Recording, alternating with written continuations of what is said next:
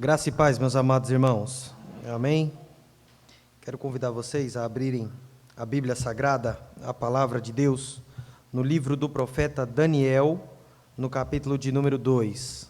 Daniel 2, dos versículos 1 a 23, será o texto base da nossa meditação de hoje.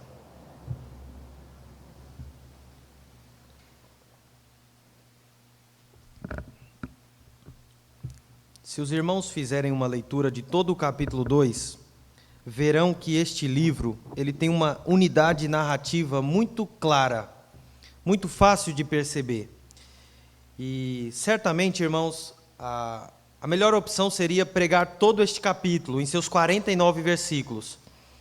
Mas, obviamente, nós não temos, pelo menos no nosso programa litúrgico, tempo suficiente para isso, né? Se pensarmos no tempo que nós costumamos cultuar ao Senhor nos domingos.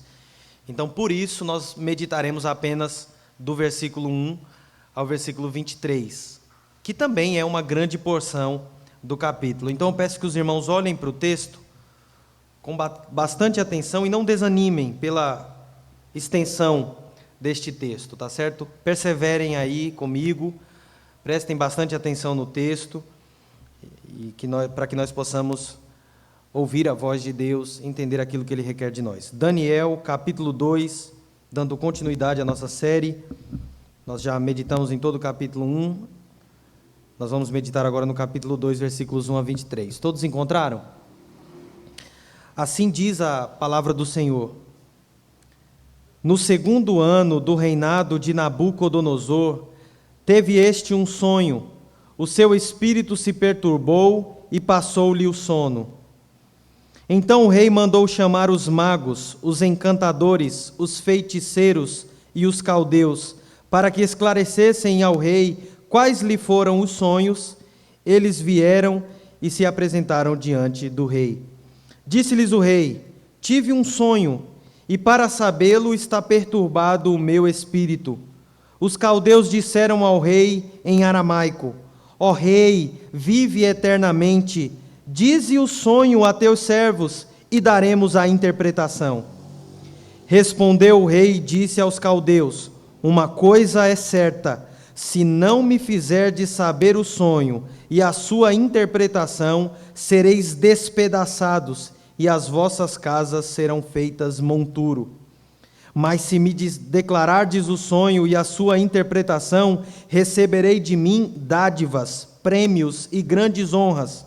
Portanto, declarai-me o sonho e a sua interpretação. Responderam segunda vez e disseram: diga o rei o sonho a seus servos, e lhe daremos a interpretação. Tornou o rei e disse: bem percebo que quereis ganhar tempo, porque vedes o que eu disse está resolvido, isto é, se não me fazeis saber o sonho, uma só sentença será a vossa, pois combinastes palavras mentirosas e perversas para as proferirdes na minha presença, até que se mude a situação. Portanto, dizei-me o sonho, e saberei que me podeis dar-lhe a interpretação. Responderam os caldeus na presença do rei e disseram: não há mortal sobre a terra que possa revelar o que o rei exige, pois jamais houve rei, por grande e poderoso que tivesse sido, que exigisse semelhante coisa de algum mago, encantador ou caldeu. A coisa que o rei exige é difícil, e ninguém há que possa revelar diante do rei, senão os deuses, e estes não moram com os homens.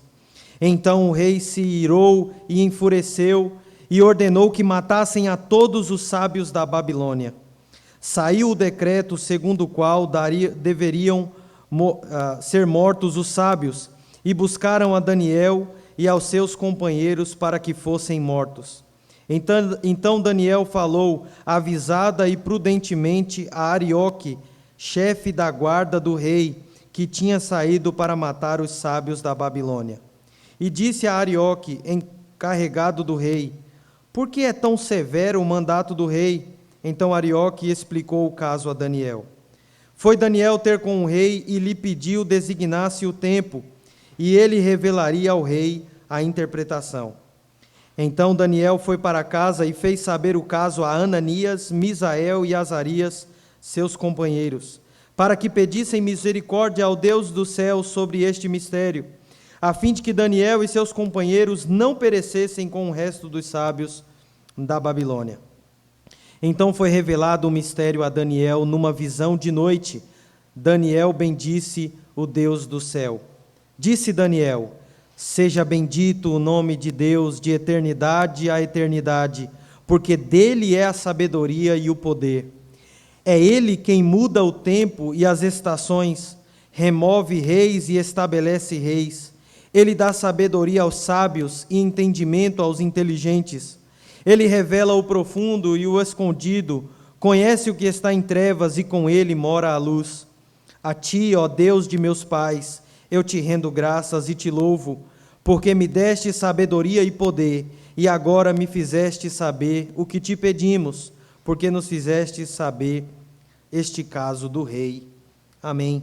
Esta é a boa palavra do nosso Deus. Convido os irmãos a estarem orando comigo nesse instante.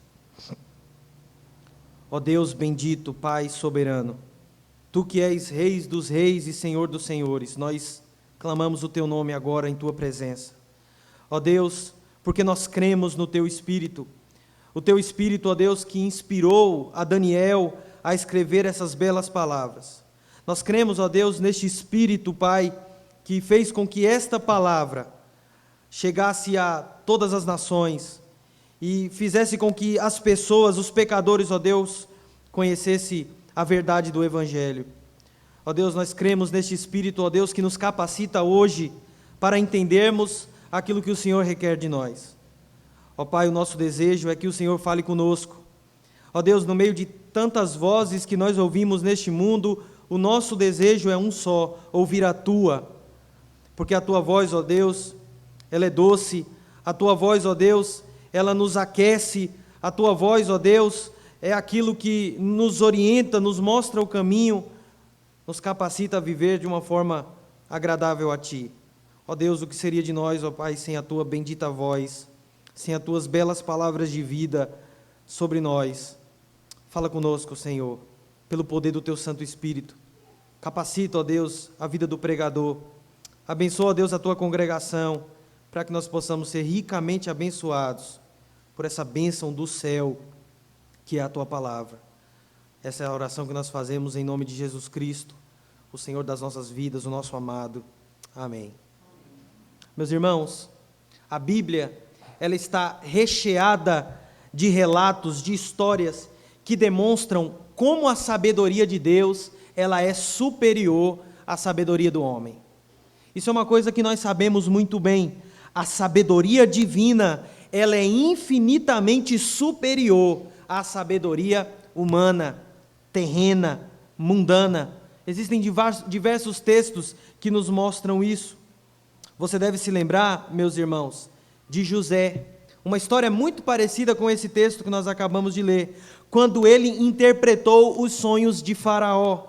E ali, irmãos, ele contrastou a sabedoria de Deus com a limitação dos sábios do Egito, que falharam em decifrar aquele mistério que foram os sonhos de Faraó, mostrando que só Deus pode revelar os mistérios que são ocultos aos olhos humanos e prover soluções para salvar o Egito da fome. Isso está narrado lá em Gênesis, capítulo 41. Talvez você se lembre também, meu irmão, da história de Moisés e como ele confrontou os magos do Egito. E como ele mostrou, irmãos, através dos sinais e dos prodígios que Deus realizou na vida dele, na presença do faraó, frustrando assim, irmãos, a sabedoria, as artes ocultas dos magos pagãos do Egito.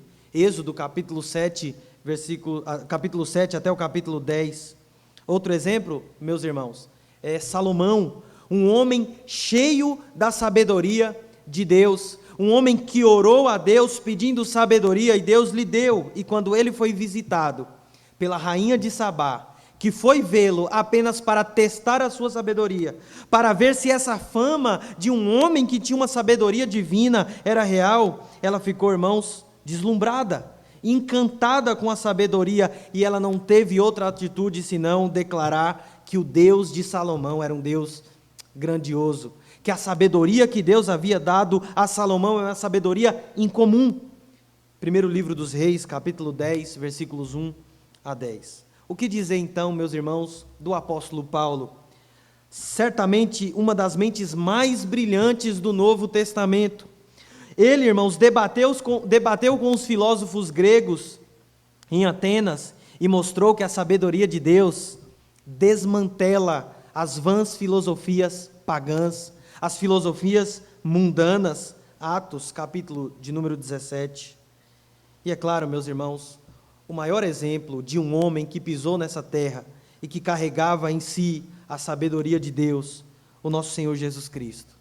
Ele que não apenas tinha a sabedoria de Deus, mas ele é a própria personificação da sabedoria. Lucas 2,52 diz que Jesus crescia em sabedoria e graça, em estatura e graça diante de Deus e dos homens. Ele crescia em sabedoria, em estatura e em graça diante de Deus e diante dos homens. Nós conhecemos a história de Jesus, de como ele com 12 anos deixava os doutores da lei deslumbrados com a sabedoria de Jesus Cristo, quando ainda menino. Durante o seu ministério, irmãos, Jesus expôs a falsa sabedoria, a vaidade da sabedoria dos fariseus, dos saduceus, dos escribas, revelando, irmãos, através da sua obra e dos seus ensinamentos, das suas brilhantes parábolas, que ele é a própria sabedoria de Deus, como disse o apóstolo Paulo, que nele estão escondidos todos os tesouros da sabedoria. 1 Coríntios capítulo 1, aliás, Colossenses capítulo 2, versículo de número 3. Meus irmãos, o texto que nós acabamos de ler, este texto de Daniel, é mais um claro exemplo de como a sabedoria que vem de Deus é superior, infinitamente superior, e destrona a sabedoria pagã, a sabedoria humana. A sabedoria de Deus triunfa sobre a sabedoria deste mundo. Neste capítulo, irmãos, Daniel nos mostra que a sabedoria que ele recebeu do Senhor, mediante a oração, essa sabedoria que foi derramada sobre a sua vida, essa inteligência, esses conhecimentos, superou em muito a sabedoria dos sábios da Babilônia, dos sábios daquela terra estrangeira onde ele estava exilado com seus amigos. Somente Deus, irmãos, pode desvendar aquilo que está oculto aos olhos humanos. Somente Deus pode prover soluções que os homens por si mesmos não são capazes de alcançar. Por mais inteligentes, por mais preparados, capacitados que os homens possam ser, nenhum deles é capaz de providenciar aquilo que somente a mão poderosa de Deus pode trazer, irmãos, para este mundo. Mais uma vez, irmãos, o livro de Daniel nos ensina, como no capítulo anterior, que Deus aprova e recompensa aqueles que são fiéis a Ele. Nós falamos aqui na semana passada, irmãos, que Daniel foi fiel no pouco. E por isso, irmãos, ele foi capacitado para ser fiel a Deus no muito. Ele foi capacitado, irmãos, com perseverança. Como no texto que nós lemos aqui hoje de manhã, com a pregação do reverendo Fernando Henrique, quando ele cita ali os primeiros versículos do capítulo 1 de Tiago, aliás, onde ele diz que nós devemos ter motivo de toda alegria ao passar por várias provações, porque a nossa fé, uma vez aprovada, isso gera em nós perseverança. E Daniel foi fiel a Deus na Babilônia, passando por um teste que aparentemente era uma besteira, uma questão de comida. Ele diz que não se contaminaria com a comida da Babilônia, preferiu comer legumes e beber água. E por ter passado, irmãos, um teste tão pequeno, ele agora foi capacitado por Deus, e Deus providenciou tudo, para que todas as circunstâncias concorressem, para que ele continuasse sendo fiel a Deus numa prova maior, e sendo fiel, ele é recompensado, ele é aprovado por Deus, porque Deus, meus irmãos, é galardoador daqueles que o buscam, como diz o autor aos Hebreus. Nem sempre, irmãos, Deus nos abençoa com as bênçãos que nós pedimos a Ele. Muitas vezes nós pedimos algumas coisas e Deus diz não, é verdade. Deus muitas vezes não nos livra das aflições que nós tememos enfrentar. Em vários momentos nós passamos por aflições, mas Deus guarda a vida daqueles que passam por provações. Deus guarda a vida dos seus servos fiéis quando estes passam pelas aflições deste mundo. Deus honrou a Daniel novamente aqui, meus irmãos, e desta vez tornando ele mais sábio.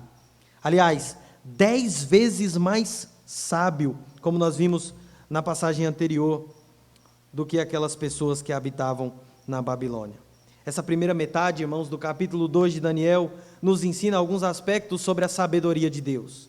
Se você é alguém que não entende, não consegue explicar o que é a sabedoria de Deus, esse texto é um texto que nos explica o quão sábio o nosso Deus é, meus irmãos.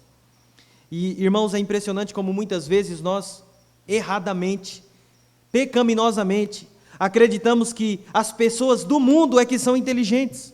E nós pensamos, irmãos, que a nossa fé é uma fé cega, uma fé que não abraça o conhecimento, a razão, aquilo que é lógico.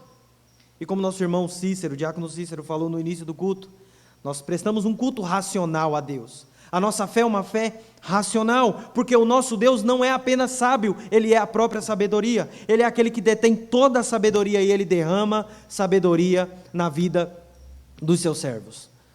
Tiago, ele disse, se alguém necessita de sabedoria, clama a Deus, que a todos dá liberalmente e nada lhes impropera. Deus concede sabedoria aos seus servos, e é exatamente isso que nós vemos neste texto que nós acabamos de ler. E aqui esse texto, irmãos, tem 3 cenas, essa primeira metade do capítulo. E nessas 3 cenas, nós vemos 3 aspectos da sabedoria de Deus. Na primeira cena, irmãos, que vai do versículo 1 ao 13, nós vemos que a sabedoria de Deus traz à tona a ignorância do mundo. A sabedoria de Deus expõe a ignorância, a falsa sabedoria pagã. Irmãos, este texto deixa isso de forma bastante clara quando os caldeus, os encantadores, os magos, os feiticeiros da Babilônia são completamente envergonhados por não terem a sabedoria suficiente para desvendar um mistério que estava oculto a eles e ao rei. Assim, irmãos, como no capítulo 1, nós vemos novamente que Daniel e seus amigos estão numa situação nada confortável. O texto começa dizendo, irmãos, que eles foram exilados, que eles foram obrigados a passar por um momento de reeducação. Eles passaram por um período de estudos na Babilônia, de 3 anos, onde eles deveriam aprender a cultura e a língua dos babilônios. Eles, irmãos, tiveram seus nomes mudados, os seus nomes de Azarias, Misael e Ananias foram trocados para Sadraque, Mesaque e Abidnego, e o de Daniel para Beltesazar, nomes pagãos, nomes que são nomes derivados de nomes de deuses falsos.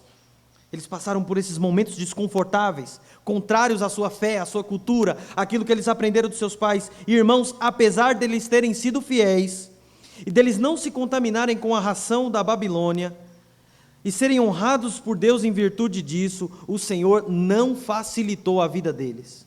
E como nós veremos, irmãos, nos próximos textos, com a graça de Deus, nós vamos ver que Deus vai continuar sem facilitar a vida deles, ou seja, no sentido de não privá-los das provações, das dificuldades. Pelo contrário, irmãos, agora eles se deparam com uma provação ainda mais intensa.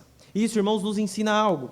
Porque muitas vezes nós pensamos que por termos sido aprovados por Deus em alguma provação, nós pensamos que Deus irá nos dar alguma folga, que Deus irá nos tratar de forma privilegiada porque nós fomos fiéis a Ele. Irmãos, isso não é prometido nas Escrituras. A Bíblia não nos promete isso.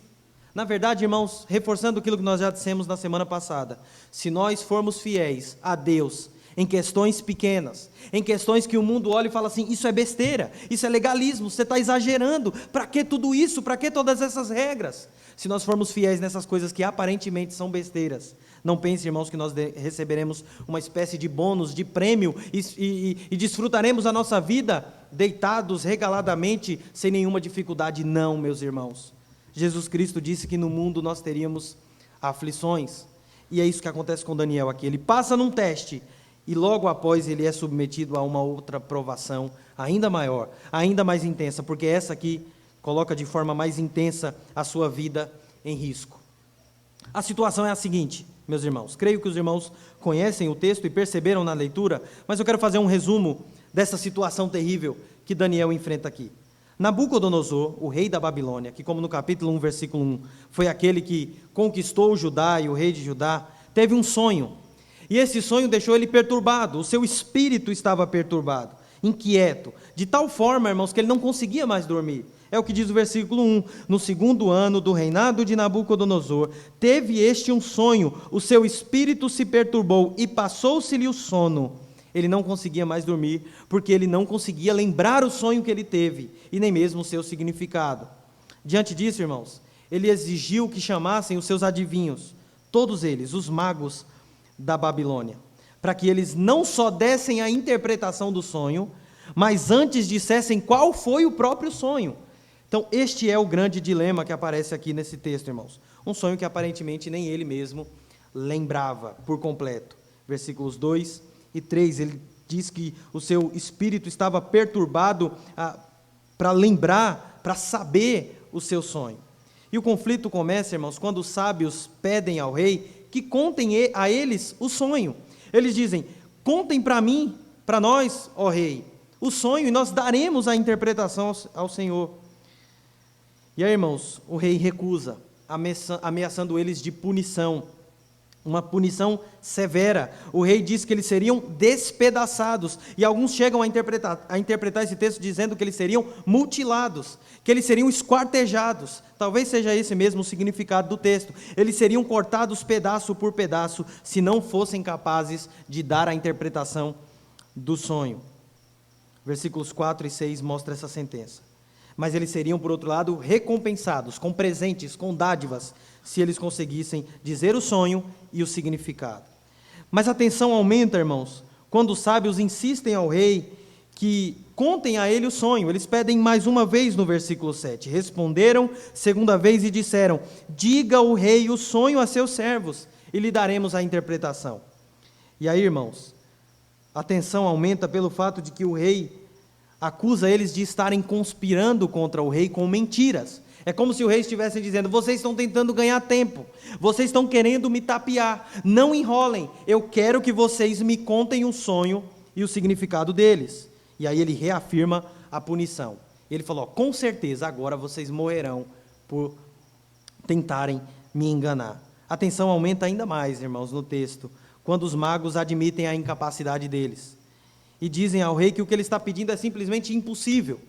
Ele está falando: rei, nunca ninguém pediu algo dessa forma, algo semelhante a isso. Nenhum rei antes de você, por mais poderoso que fosse, exigiu que nós revelássemos um mistério tão profundo. Isso aí só os deuses podem revelar, e eles não habitam entre os homens. É o que diz os magos aí, nos versículos 10 a 11. Aí, irmãos, nós temos um problema muito grande, porque o rei fica ainda mais furioso. E o rei decreta, irmãos, a pena de morte, não apenas para aqueles sábios que estavam diante dele, mas a todos os sábios da Babilônia. Ele mandou que matassem todos os sábios, porque já que eles não são capazes de desvendar esse mistério, para que ele queria aqueles sábios então? Então ele manda matar todos eles. E esse é o problema, irmãos. É aí que está a grande dificuldade na vida de Daniel, porque o narrador nos informa que Daniel e seus amigos serão executados também. Olha o que diz o versículo 13. Saiu o decreto segundo o qual deveriam ser mortos os sábios, e buscaram a quem? A Daniel e aos seus companheiros, para que fossem mortos. Daniel fazia parte desse grupo dos sábios. Daniel, ele na verdade era mais sábio do que os outros sábios da Babilônia. Graças a Deus, irmãos, porém, o texto vai nos mostrar que a semelhança deste capítulo com o capítulo anterior não está apenas na provação que eles enfrentam aqui, mas também, irmãos, e principalmente na soberania de Deus. O Deus soberano que agiu em favor de Daniel mais uma vez, que agiu na vida de Daniel e dos seus 3 amigos. Nós podemos, irmãos, novamente ver o Deus de Israel no controle de toda essa situação aparentemente impossível de resolver. Deus está cumprindo os seus propósitos. Deus está fazendo com que tudo concorra para que no final o seu nome seja glorificado, e é exatamente isso que acontece aqui neste texto, irmãos. Nabucodonosor, irmãos, não é o personagem principal dessa passagem. O texto não é sobre ele. Embora o primeiro versículo que nós lemos neste capítulo fale sobre Nabucodonosor, assim como o primeiro capítulo, versículo 1, Ele não é o personagem principal. O foco não está nele, mas em Deus, que governa sobre todas as coisas. O Senhor, além de manifestar a sua autoridade absoluta, irmãos, também destaca a sua infinita sabedoria, expondo a ignorância e a incapacidade do conhecimento mundano, do conhecimento pagão. Por isso, irmãos, que hoje nós não meditaremos no sonho em si, mas na semana que vem, se Deus quiser. E nós meditaremos apenas, irmãos, no que este texto diz sobre a sabedoria de Deus, como obtê-la, o que ela faz, em que ela deve resultar. A própria descrição, irmãos, dos personagens revelam a nós como Deus expôs ao ridículo, como Deus fez com que fosse envergonhada a sabedoria mundana, mostrando que, irmãos, a sabedoria dos deuses, a sabedoria dos astros, a sabedoria dos encantadores, dos feiticeiros era uma sabedoria fraudulenta, uma sabedoria frajuta, uma sabedoria, irmãos, patética. Somente o Senhor é capaz de desvendar mistérios como esse que nós vemos aqui nessa passagem. Os personagens, eles são esboçados, irmãos, de uma forma que fica evidente o quanto aquela situação estava fora do controle deles. Fora do controle do rei, porque ele não sabia resolver, estava com a sua alma completamente perturbada. Fora do controle dos sábios da Babilônia, porque diante da realidade de que eles morreriam, mesmo assim eles não eram capazes de resolver aquele problema. O narrador começa, irmão, por descrever o rei como perturbado, no versículo 1 e no versículo 3. E veja a ironia, irmãos. Lembra comigo o capítulo 1, versículo 1. Você pode olhar para o texto. Diz assim, ó, no terceiro ano do reinado de Jeoaquim, rei de Judá, veio Nabucodonosor, rei da Babilônia, a Jerusalém e a sitiou. Veja, o texto de Daniel começa mostrando Nabucodonosor como um rei forte, um rei rico, poderoso, com um grande exército que venceu a batalha contra os filhos de Deus, os israelitas. Veja a ironia, irmãos, porque o rei que é demonstrado aqui como um rei todo-poderoso, entre aspas, agora não contém autoridade para controlar nem mesmo o seu próprio sono. É um rei que não tem capacidade de controlar agora nem a sua própria memória, a sua própria consciência. O narrador observa, irmãos, que ele muito se irou, ele muito se enfureceu, versículo 12, ele não é capaz de controlar nem mesmo as suas emoções. Ele é um homem, irmãos, que aparentemente tinha muito poder, tinha muita autoridade do ponto de vista humano, mas ele não sabia lidar nem consigo mesmo. O caráter, irmão, do rei é mais desenvolvido ainda pelos seus discursos que demonstram o quão desconfiado, irracional, teimoso, mal-humorado, irritado e cruel era aquele homem.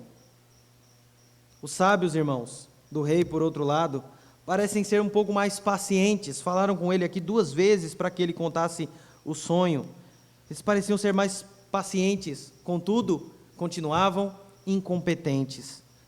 Depois, irmãos, que Daniel conta ao rei o seu sonho e a sua interpretação, conforme nós veremos mais adiante, o discurso, irmãos, de encerramento do rei honra ao Deus de Daniel.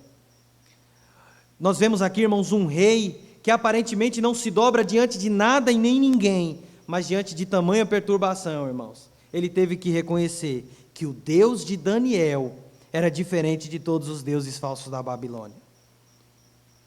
Ele se vê, irmãos, obrigado a admitir que a sabedoria divina foi capaz de realizar aquilo que nenhum dos seus sábios, nenhum dos sábios do seu reino conseguiriam.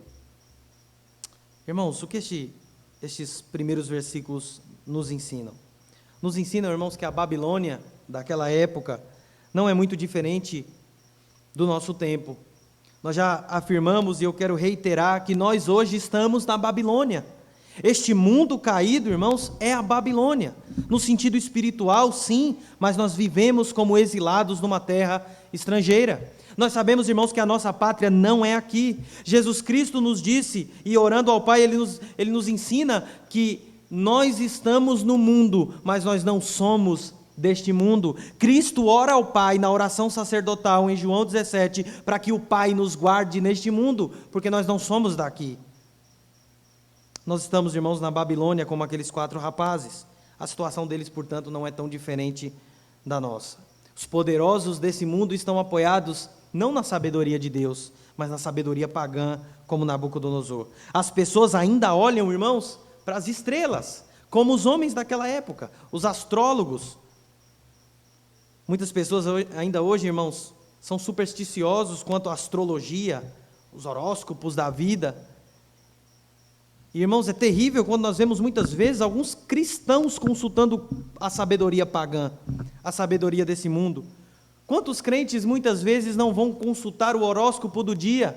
Quantas vezes nós não vemos em biografias de redes sociais cristãos que colocam que é do signo A ou do signo B? Irmãos, nós não somos guiados pelo entendimento pagão, pelo conhecimento pagão. Nós não vamos buscar sabedoria no mundo. Nós temos o Deus que é dono de todo conhecimento. Nós não podemos, irmãos, confiar nos psíquicos, nos médiums, nos coachings, nos gurus, nos influencers da internet. Nós não devemos confiar, irmãos, nos teóricos sociais, nos políticos, nos profissionais cientistas, para obter aconselhamento, de modo, irmãos, que nós possamos aplicar isso na nossa vida prática. É claro, irmãos, que o conhecimento científico, o conhecimento, irmãos, ele deve ser buscado. Como eu disse e repito, a nossa fé é racional. Nós devemos sim estudar, aprender, conhecer. O conhecimento é um tesouro, e nós devemos guardar o conhecimento como quem guarda um tesouro. Salomão, o homem mais sábio que já pisou nessa terra, depois de Jesus, é claro, nos ensina isso. Mas, irmãos, o nosso conhecimento, ele vem do Senhor. Sem o conhecimento do Senhor, irmãos, nós não somos capazes de realizar absolutamente nada. Não adianta, irmãos, lermos livros, fazermos cursos, estudarmos, nos formarmos, se nós não contarmos com o conhecimento do Senhor. Se nós não contarmos com a revelação do Senhor. Uma pregação, irmãos, por mais inteligente que ela seja, sem a iluminação de Deus, é nada. É só sopa de letrinha, são só palavras vazias.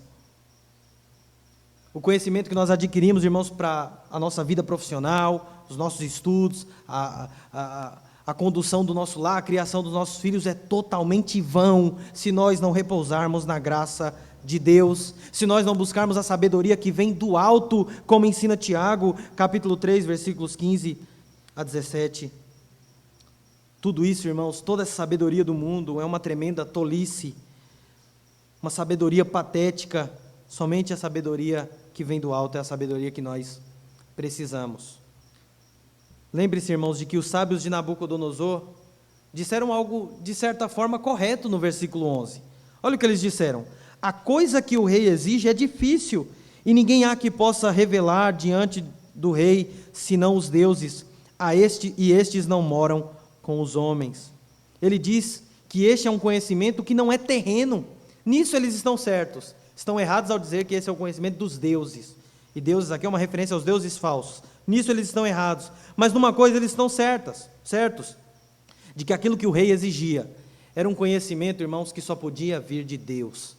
Irmãos, creio que não precisa nem ser mesmo explicado que Deus não fala hoje por meio de sonhos e revelações. Tá certo? O autor aos Hebreus é claro em nos dizer que Deus nos falou de várias formas, pelos pais e os profetas. E hoje Ele nos fala através do Filho de Jesus Cristo. Deus nos fala hoje através da verdade revelada do Evangelho, o Evangelho de Jesus Cristo. Creio que não é necessário se estender muito aqui. Deus não fala por meio de sonhos e visões. O ponto que eu quero pegar aqui, irmãos, é que Deus revela algo que é impossível aos homens, e aqueles homens ali, aqueles sábios, percebem isso. E é algo que nós também devemos perceber, irmãos. Eles estavam corretos, de certa forma. A sabedoria que eles precisavam ouvir não é deste mundo. A sabedoria que nós recebemos, irmãos, que nós temos hoje, não é desse mundo. Ela veio do céu. E quem é, irmãos? O sábio que veio do céu, que veio do alto, para nos trazer o entendimento que nós precisamos, para que o mistério que estava oculto fosse revelado às nossas mentes. Jesus Cristo, irmãos. Jesus Cristo. Aquele que não habitava com os homens, mas habitou. E hoje habita, irmãos, pelo seu Espírito. No primeiro século, Paulo olharia para a vida de Jesus e se referiria a ela como o poder de Deus e a sabedoria de Deus. 1 Coríntios 1, 24. É em Jesus, irmãos, que a sabedoria de Deus é revelada de forma plena. Não existe conhecimento verdadeiro sem Jesus Cristo. Deus se revelou em uma visão a Nabucodonosor, depois Deus se revela a Daniel, como nós veremos mais adiante, mas a nós, irmãos, ele se revela numa pessoa. A nós, irmãos, ele se revela em um homem perfeito, Jesus Cristo. Portanto, irmãos, não há sabedoria verdadeira sem Jesus. É por isso, irmãos, que nós não devemos, de forma exagerada, é claro, atribuir grande sabedoria a quem não ama a Deus, a quem não serve ao Senhor. É impressionante, irmãos, como muitas vezes nós vemos alguns crentes quase que idolatrando figuras que não amam a Deus, que não servem ao Senhor, como mentes brilhantes, como homens de uma capacidade incrível. Irmãos, na verdade, se há de fato algum conhecimento em alguém que não ama a Deus, que não é crente, que não serve a Deus, isso é graça comum. Existe um conceito na teologia chamado graça especial e graça comum. A graça comum, irmãos, é como a chuva, que cai sobre os justos e os injustos, sobre o sol, irmãos, que aquece os justos e os injustos. Deus às vezes dá algumas bênçãos aos ímpios. Deus às vezes concede com que eles desfrutem de algumas coisas boas que Deus fez, que Deus criou. Afinal de contas, eles estão nesse mundo que Deus criou. Mas, irmãos, o conhecimento especial, a graça do Evangelho, irmãos, só é revelada aos eleitos de Deus. Por isso, irmãos, nós não devemos nos rebaixar tanto, a ponto de admirar de uma forma exagerada quem não é crente, porque nós é que temos o verdadeiro conhecimento, meus irmãos. Nós é que enxergamos o mundo da forma correta. Nós é que entendemos, ou pelo menos devemos entender, o entendimento bíblico correto de Deus sobre tudo na vida. Nós temos, irmãos, a fonte para nós obtermos conhecimento para conduzir a nossa vida no nosso trabalho. Você não precisa ficar assistindo a vídeos daquele coaching, seja ele quem for. Você não precisa ficar ouvindo as abobrinhas que os psicólogos A ou B dizem sobre criação dos filhos. Nós temos o conhecimento verdadeiro a respeito disso, meus irmãos. Quantas vezes, irmãos, eu já me deparei com alguns crentes que seguem cegamente psicólogos, psiquiatras, que seguem no Instagram, no Facebook, no TikTok e guiam as suas casas, criam seus filhos a partir de filosofias totalmente pagãs, quando o conhecimento do Senhor, irmãos, é infinitamente superior. Que nós possamos, irmãos, buscar no Evangelho, no conhecimento que veio do alto, a sabedoria para que nós possamos guiar a nossa vida. Amém? Na cena 2, irmãos, que vai dos versículos 14 a 18, nós vemos que a sabedoria de Deus, ela é concedida através da oração. Como o texto de Tiago que eu citei aqui, Tiago capítulo 1, Tiago diz: há alguém dentre vós que precisa de sabedoria? Peça a Deus, ou seja, ore, clame ao Senhor que Ele dá a todos. E esse texto, irmãos, vai nos mostrar que Daniel, ele recebeu a revelação desse mistério por meio da oração.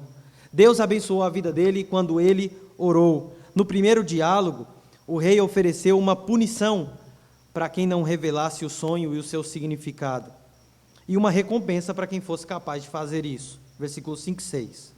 Mas após o segundo diálogo, irmãos, a partir do versículo 7, o rei garantiu que haveria somente punição, porque ele achou que os seus magos, os seus inteligentes da Babilônia estavam tentando passar a perna nele.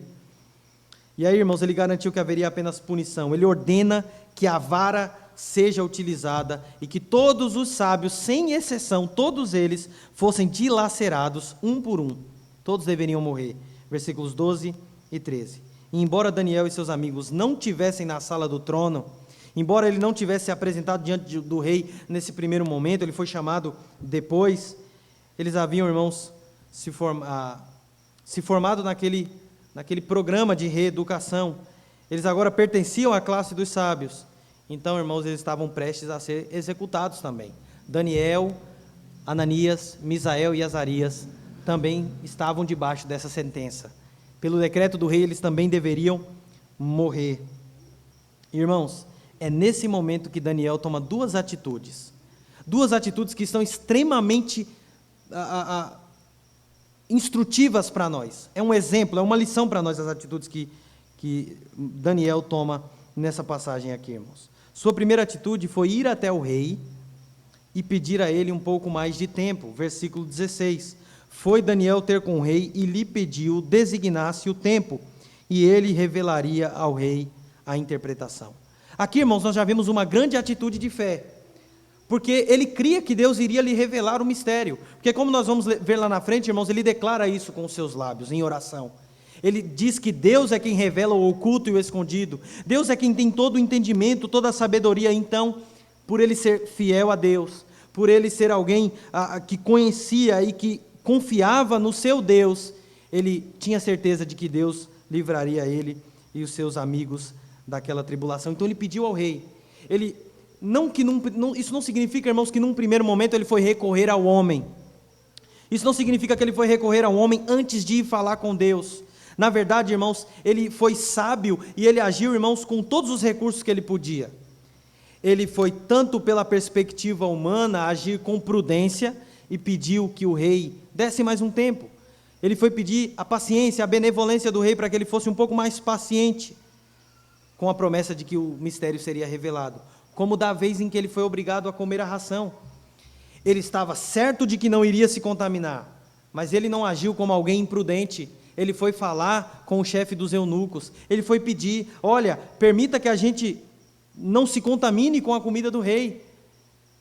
E apesar do chefe dos eunucos estar com medo, ele foi falar com o cozinheiro-chefe e disse: nos dê apenas legumes e água para beber. Nos teste pelo menos por 10 dias. Se nós não formos mais robustos, mais belos do que o restante das pessoas que comem da mesa do rei, aí você pode julgar como bem lhe parecer. Então veja, irmãos, ele agiu com prudência. E muitas vezes, irmãos, nós não agimos assim. Muitas vezes nós pensamos, porque nós somos servos de Deus, nós podemos fazer o que nós queremos, e que nós podemos passar por cima das regras, das coisas, das pessoas. É claro, irmãos, é claro que se eles não permitissem que Daniel não se contaminasse, creio eu que ele seria fiel até o fim. Creio eu que ele continuaria teimando, porque é óbvio, irmãos, a Bíblia ensina que nós devemos obedecer às autoridades, mas se estas nos obrigam a fazer algo que vai contra a vontade de Deus, aí nós temos plena autorização de Deus para desobedecê-los. Mas Daniel, ele, pelo que nós vemos aqui, ele busca recursos para que não chegue a esse extremo. Mas creio, irmãos, certamente ele agiria assim se fosse necessário. Como é o caso que nós veremos mais à frente, quando eles querem obrigar Daniel e seus amigos a se ajoelharem diante da estátua do rei, e Daniel e seus amigos não se ajoelham de forma alguma. Quando Daniel é acusado, irmãos, de estar orando 3 vezes ao dia ao seu Deus, e ele não deixa de orar, mesmo com a ameaça de morte. Então ele pede, irmãos, para que o rei espere mais um pouco, para que o rei permita que ele revelasse aquele mistério depois de um determinado tempo. E a segunda atitude de Daniel, irmãos, e é essa que eu quero focar com os irmãos, é que ele foi até os seus amigos e pediu que os seus amigos se juntassem a ele em oração por essa causa. Olha o versículo 17, diz assim: então Daniel foi para casa e fez saber o caso a Ananias, Misael e Azarias, seus companheiros. Ele contou toda aquela história, o decreto, o que ele pediu ao rei, e ele disse que iria orar a Deus para que Deus revelasse esse mistério. Olha o versículo 18, irmãos. Ele diz o seguinte: ele chama os seus amigos e diz: para que pedissem misericórdia ao Deus do céu sobre este mistério, a fim de que Daniel e seus companheiros não perecessem com o resto dos sábios da Babilônia. Olha que interessante, irmãos. A maioria dos sábios da Babilônia eram astrólogos. Eles queriam trazer o conhecimento, eles buscavam conhecimento ao interpretar as estrelas, os astros. E olha o que Daniel diz aqui, que eles iriam orar ao Deus dos céus. Veja, irmãos, Daniel diz, é como se Daniel dissesse: eles buscam o conhecimento das estrelas, dos astros, pois nós clamaremos àquele que está acima das estrelas e dos astros. Nós clamaremos àquele que criou as estrelas e os astros. Nós contaremos com a ajuda daquele que conhece as estrelas de tal forma que as chama pelo seu nome. É isso que ele clama ao Deus dos céus. Daniel, irmão, certamente tinha vários motivos para agir como ele agiu. Talvez você possa pensar: não, ele agiu assim porque, na verdade, ele estava com uma ameaça de morte sobre ele. Ele agiu assim buscando salvar a sua própria vida e a vida dos seus colegas. Mas ele não, irmãos, ele não está agindo simplesmente para salvar a sua pele, mas sim, irmãos, pela fé que ele tem no Deus dos céus. Daniel, ele age assim, irmãos, porque ele crê que Deus está operando no meio daquela situação. Ele percebe, irmãos, a importância de dar um testemunho sobre a grandeza do seu Deus. Ele percebe, irmãos, que ele, apesar de ser um menino, apesar de ser apenas uma pessoa com 3 amigos, jovens, como nós dissemos, irmãos, provavelmente no início ali do exílio, eles, pelo menos quando eles foram levados, eles tinham cerca de 17, 18 anos. Talvez o capítulo 2 tenha um pouco mais de tempo, mas eles eram novos, uns rapazes. Mas, irmãos, eles não tinham medo e eles queriam testemunhar diante daquela nação pagã que Deus é o Deus Todo-Poderoso, o Deus Todo-Sábio, o Deus Onisciente. Meus irmãos, nós precisamos ser como Daniel. Esse texto requer que nós ousemos ser como este rapaz, que embora, irmãos, ele tenha, mesmo ele não tivesse visto nenhuma saída possível, ele agiu, irmãos, com total confiança em Deus. Total confiança de que Deus lhe daria no momento certo, no momento necessário, a sabedoria para solucionar aquele problema, aquela ameaça. Meus irmãos, muitas vezes nós confiamos em Deus, sua sabedoria e sua providência, apenas da boca para fora, apenas de mentirinha. É o que Tiago diz lá, que nós devemos pedir a Deus e pedir com fé. E aquele que pede sem fé, não julgue que irá receber algo de Deus, porque não vai. Muitas vezes, irmãos, nós dizemos, eu confio em Deus. Mas lá no íntimo do nosso coração, na verdade, irmãos, de verdade mesmo, nós confiamos em nós mesmos. Muitas vezes nós cantamos, nós pregamos, nós dizemos, nós aconselhamos que nós confiamos em Deus. Mas na verdade, irmãos, e Deus perscruta o nosso coração. Talvez a gente possa enganar o homem, mas Deus sabe que muitas vezes nós confiamos, sabe em quem, irmãos? Nos nossos amigos, no nosso dinheiro, na nossa lábia, na nossa malandragem. Muitas vezes, irmãos, nós dizemos que confiamos no Senhor, mas na hora que a coisa aperta, para quem é, irmãos, que nós corremos? Será que nós caímos de joelho? Ou será que nós batemos um fio para aquela pessoa que nós achamos que tem dinheiro para nos emprestar, que tem um conselho para nos dar, que tem um recurso para nos assistir? Muitas vezes essa pessoa, irmãos, é uma pessoa pagã. Não estou dizendo que nós não devemos correr atrás de dinheiro, de ajuda e pedir socorro quando precisamos. Não é isso, irmãos. O problema é quando essa é a nossa primeira opção. Você já percebeu como nós falamos da oração muitas vezes, irmãos? Muitas vezes quando nós expomos uma dificuldade para algum irmão, quase nunca o irmão fala assim, e isso é triste. Eu não estou dizendo isso aqui o que eu estou dizendo aqui é triste. Arrisca falar de uma dificuldade sua para o seu irmão. Dificilmente ele vai dizer assim, meu irmão, vamos orar agora? Muitas vezes a gente trata a oração como aquela última opção que a gente tem. A gente olha para o irmão e fala assim, irmão, difícil, né? Mas a única coisa que a gente pode fazer é orar. Como se a oração fosse algo inútil. Quando nós vemos aqui, irmãos, que na verdade não. Diante daquela ameaça, a atitude de Daniel foi correr até os seus amigos e dizer, orem comigo. Orem comigo. E percebam, irmãos, e aí já uma aplicação prática para nós. Faça o teste. Quando alguém vier te falar de uma dificuldade, de uma aflição, de uma tribulação, de uma perda, qualquer dificuldade que seja, chame aquela pessoa para orar imediatamente e você verá a diferença, irmãos. Porque nós devemos crer, irmãos, naquilo que Tiago diz, que a oração do justo, ela pode muito em seus efeitos. Daniel teve a certeza de que na crise, ele e seus amigos poderiam orar, como nenhuma das outras pessoas envolvidas sabia fazer. Nenhum daqueles sábios, eles poderiam clamar os deuses deles, mas eram deuses falsos, eram deuses pagãos, como os adoradores de Baal lá no Monte Carmelo seriam envergonhados, como zombou deles o profeta Elias.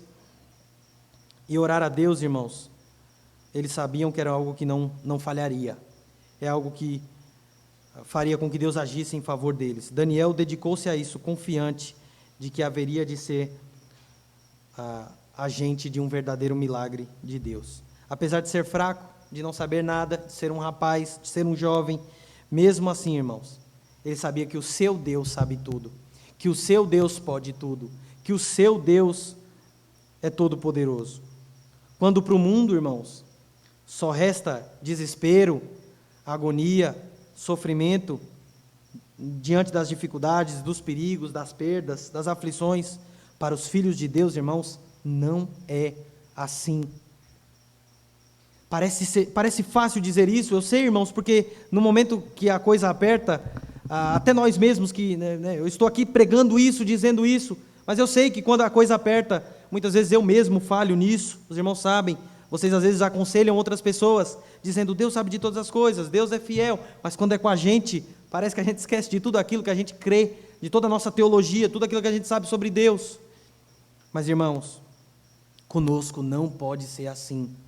Por mais que tudo caia ao nosso redor, por mais, irmãos, que tudo vire do avesso, por mais que a situação seja mais terrível, é o que aconteceu com eles aqui. As casas deles foram desoladas, o templo foi destruído, as famílias foram arrastadas. Eles estavam, irmãos, no cativeiro. Mesmo assim, eles encontraram forças para orar. Nós, irmãos, podemos confiar na oração. Confie na oração, meu irmão, minha irmã. Tanto a oração em secreto, como aquela que Jesus nos ensinou, como a oração com os nossos irmãos na fé. É o que Daniel faz aqui. Ele podia orar sozinho, e Deus certamente o assistiria, mas ele sabia, irmãos, que ele gozava de outro privilégio além da oração, que é a oração comunitária. E nós podemos, irmãos, tirar uma lição disso aqui para nós, para mim, para você, nós que fazemos parte da igreja. Você, irmãos, pode não apenas orar sozinho na sua casa, você pode orar comigo, você pode orar com o seu irmão que está do seu lado. Nós temos, irmãos, em nossas igrejas, todas as igrejas presbiterianas, é costume nós termos reuniões de oração. E aqui, irmãos, neste lugar, eu posso falar das minhas dificuldades para os irmãos. E os irmãos podem falar das dificuldades de vocês para mim. E nós podemos, irmãos, crer que Deus atende a oração dos seus servos. Graças a Deus, irmãos, que a caminhada cristã não é uma caminhada solitária. Nós temos a igreja. Quando nós acharmos que nós estamos perdidos, que nós não somos capazes, que nós não conseguimos, nós podemos olhar para os nossos irmãos. Irmãos, nós devemos amar essa comunhão mais do que tudo. Nós devemos amar a igreja, porque a igreja é feita de pessoas imperfeitas, sim, é verdade, mas essas pessoas imperfeitas são alvo do amor de Deus, e Deus ama agir em favor do seu povo. Que nós possamos, irmãos, aprender com esse rapaz a bênção da comunhão, da oração comunitária. Nós podemos sim orar sozinhos, nós podemos sim orar secretamente, Jesus nos ensinou isso, mas até orando secretamente nós somos obrigados a confessar, Pai nosso, e não Pai meu, só meu, nosso, meu e seu, meu amado irmão. Nós vamos agora, irmãos, ler os versículos 19 a 23 e ver a terceira cena. Peço que os irmãos vejam, leiam por favor, os versículos 19 a 23, nós vamos ver que além da sabedoria de Deus, desmontar a sabedoria do mundo, a sabedoria de Deus ser dada por meio da oração, ela é uma sabedoria que nos conduz à adoração. Leia por favor, meus irmãos, os versículos 19 a 23, todos.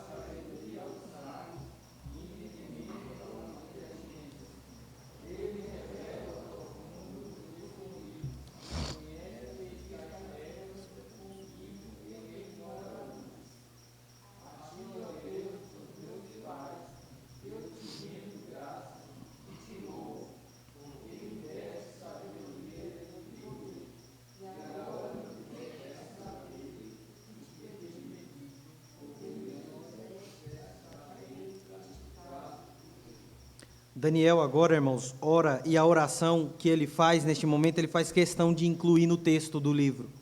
Agora, irmãos, Daniel, ele irrompe em adoração a Deus, em gratidão.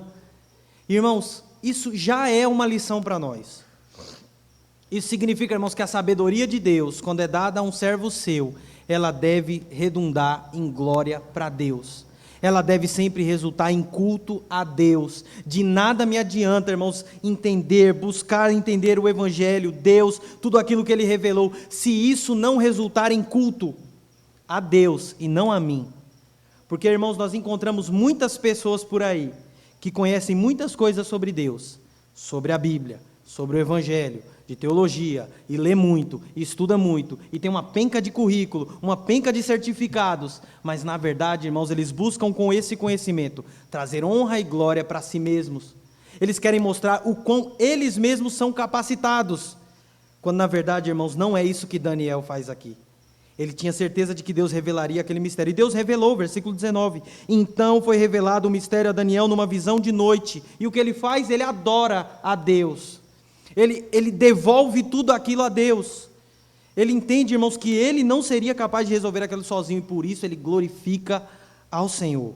Os jovens, irmãos, juntamente com Daniel, pediram a revelação do sonho do rei, e nessa terceira cena do capítulo 2, nós vemos que eles receberam o que tinham pedido ao Senhor. Nem sempre, irmãos, como nós já dissemos, Deus nos dá aquilo que nós pedimos a Ele. Mas neste caso aqui, Deus conhecia o intuito do coração de Daniel. Deus sabia, irmãos, que Daniel, e depois nós vamos ver que eles recebem algumas honrarias, eles vão desfrutar de cargos de governo aqui, em situações em que eles vão passando por esses testes, mas não era esse o desejo de Daniel. Ele não fez isso para receber aqueles cargos, aquelas posições de governo. Ele fez isso somente porque ele queria mostrar a glória do Deus de Israel. Qual foi a primeira atitude dele depois que Deus revela o mistério? Ele adora, ele agradece ao Senhor, para mostrar, irmãos, que é a única coisa com a qual ele se importava. Daniel reage à revelação milagrosa de Deus com uma oração de agradecimento e adoração que, sem dúvidas, irmãos, é uma das orações mais belas, mais lindas de toda a Escritura. Porque aqui, irmãos, nós vemos as palavras de alguém que percebe o quão sábio, o quão poderoso, soberano Deus é. Um tipo de oração, irmãos, que muitas vezes nos deixa envergonhados quando nós pensamos nas nossas próprias orações e de como elas são repetitivas e às vezes enfadonha. Mas se nós quisermos aprender, irmãos, a orar, louvando a Deus, exaltando a Deus, Daniel nos dá uma grande lição aqui. Ele diz no versículo 20, seja bendito o nome de Deus, de eternidade a eternidade, porque dele, ou seja, pertence a ele, ele tem a posse da sabedoria e do poder. Daniel ora, irmãos, para que o nome de Deus, isto é, para que o próprio Deus seja louvado de eternidade a eternidade, porque dele é a sabedoria e dele é o poder. Na sequência, irmãos, ele explica essa sabedoria, esse poder de Deus. No versículo 21 ele começa dizendo, através de uma ilustração, ele diz, é ele quem muda o tempo e as estações, remove reis e estabelece reis. Como Daniel havia visto naquela visão noturna, nós veremos o conteúdo do sonho na próxima mensagem. Daniel está lembrando aqui também, irmãos, o que está no versículo 2, o Senhor, do capítulo 1, o Senhor lhe entregou nas mãos a Jeoaquim, rei de Judá, e alguns dos utensílios da casa de Deus. Nabucodonosor só conseguiu invadir a Babilônia e sitiar a Babilônia porque Deus decidiu castigar o seu povo. Não é porque ele era mais poderoso que o povo de Deus, mas porque Deus deixou. Deus queria dar uma lição ao seu povo que estava sendo rebelde à sua lei. Em suma, meus irmãos, Deus é digno de ser louvado de eternidade a eternidade porque Ele controla as estações da natureza. Daniel diz isso aqui, Ele muda as estações, Ele controla a natureza, Ele controla a história do mundo. Em seguida, irmãos, ele explica que a sabedoria de Deus, ele dá aos sábios, Ele dá a sua sabedoria aos sábios e entendimento aos inteligentes. Ele revela, irmãos, o profundo e o escondido, como o que acabou de acontecer com Daniel. Ele conhece o que está em trevas e com ele mora a luz. Meus irmãos, esse é o grande pecado do pagão. É verdade que os ímpios muitas vezes descobrem algumas coisas que são verdade, conhecimento científico e grandes descobertas que acontecem. Só que o grande pecado, irmãos, dessas pessoas é não fazer o que Daniel fez, e nem podem fazer porque não são crentes, e Deus só recebe a adoração do seu povo. Mas quando um cientista, por exemplo, descobre algo, ele vai atribuir isso a quem? A Deus? Ao Criador? Se ele for cristão, sim. Se ele for um cientista cristão, sim. Mas geralmente o que acontece é o quê? Ele atribui isso a quem? A ele mesmo, ao seu conhecimento, à sua razão, aos cientistas que antecederam ele. e nunca a Deus. Daniel não faz isso aqui, irmãos. E que conforto isso deve ter sido para Israel. Lembra, irmãos, que nós dissemos aqui que Daniel escreve esse livro para que o povo não desanimasse naquele período na Babilônia? Porque o povo, obviamente, tinha perdido a fé em Deus. Acho que eles pensaram, esse Deus de Abraão, Isaac e Jacó, acho que a maioria pensou, isso é balela, isso é besteira. Tudo aquelas promessas era mentira. Porque onde é que nós estamos? O templo foi destruído, Israel foi invadido, Judá, aliás. Então, as promessas de Deus, ele deve ter se esquecido, Deus mudou. Daniel escreve esse livro para dizer que não, irmãos. Imagine como esse texto aqui deve ter confortado os israelitas naquela ocasião, irmãos. Saber que Deus conhece o que está em trevas. E Deus, irmãos, não só conhece, como também Ele tem poder para fazer algo em relação a isso. Ou seja, dar a Israel a esperança que eles precisavam. Deus conhece o que está em trevas, meus irmãos, hoje também. E nós podemos ter a mesma esperança que os israelitas puderam obter nesta ocasião. Nós ficamos, irmãos, consternados, tristes, abatidos, ao ler que hoje milhões de cristãos morrem por causa do Evangelho. Morrem porque carregam uma Bíblia. Morrem porque dizem publicamente que são cristãos. Às vezes nós ficamos tristes com isso. Mas, irmãos, nós podemos nos consolar com o fato de que Deus sabe, Deus conhece o que está em trevas. Nós ficamos chocados, irmãos, ao ouvir sobre as calamidades que atingem os nossos amigos, as nossas famílias, este mundo. Tenho certeza que os irmãos ficaram extremamente abalados, por exemplo, com a notícia deste avião que caiu em São Paulo esses dias, em pensar em quantas famílias ficaram sem seus filhos, seus pais, seus irmãos. Às vezes nós ficamos abatidos com essas notícias, irmãos, mas nós também podemos ser consolados com o fato de que Deus conhece o que está em trevas. E o nosso Deus, irmãos, tem o poder para fazer algo em relação a isso. Ele controla a história humana. Ele não perdeu o controle porque essas atrocidades acontecem. Daniel conclui essa oração dizendo: a ti, ó Deus, de meus pais, eu te rendo graças e te louvo, porque me deste sabedoria e poder, e agora me fizeste saber o que te pedimos, porque nos fizeste saber este caso do rei. Viver, irmãos, sua vida com sabedoria simplesmente não teria salvado Daniel. Ser sábio não o salvaria. Aliás, é o que mataria ele, porque Nabucodonosor mandou matar todos os sábios. Na verdade, é o que mataria ele. Mas nós podemos ver, irmãos, que Deus o guardou, que Deus deu a ele a interpretação do sonho de Nabucodonosor. Essa parte do livro de Daniel, irmãos, aponta não apenas para lições morais sobre oração, sobre sabedoria, sobre confiança em Deus, mas ela aponta para uma pessoa. Uma pessoa, irmãos, que é tipificada por Daniel aqui. Cristo. Esse texto, irmãos, é mais sobre Cristo do que sobre Daniel. Em Cristo, irmãos, Deus definitivamente vem viver entre os homens. Ele refuta, irmãos, assim, de uma vez por todas, a teologia dos adivinhos babilônios, que dizem que os deuses não habitam entre os homens. Lembra do versículo 11? Ele diz: os deuses não habitam no meio dos homens, mas em Cristo, Deus habita no meio dos homens. Eles estavam errados nesse sentido. Em Cristo, irmãos, Deus se tornou carne e habitou entre nós. Nele nós vemos, irmãos, revelada a glória do Deus único e verdadeiro. João, capítulo 1, versículo 14. Ele veio e viveu uma vida perfeita, uma vida de sabedoria, uma vida obediente à palavra de Deus, como Daniel faz aqui, aliás, de uma forma perfeita, infinitamente superior à de Daniel. Jesus Cristo é maior do que Daniel. Assim, irmãos, como Daniel agradeceu a Deus pelo seu livramento, Jesus também fez isso.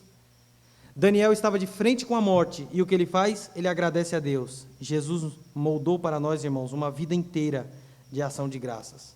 Ele deu graças quando ele estava prestes a ir para a cruz.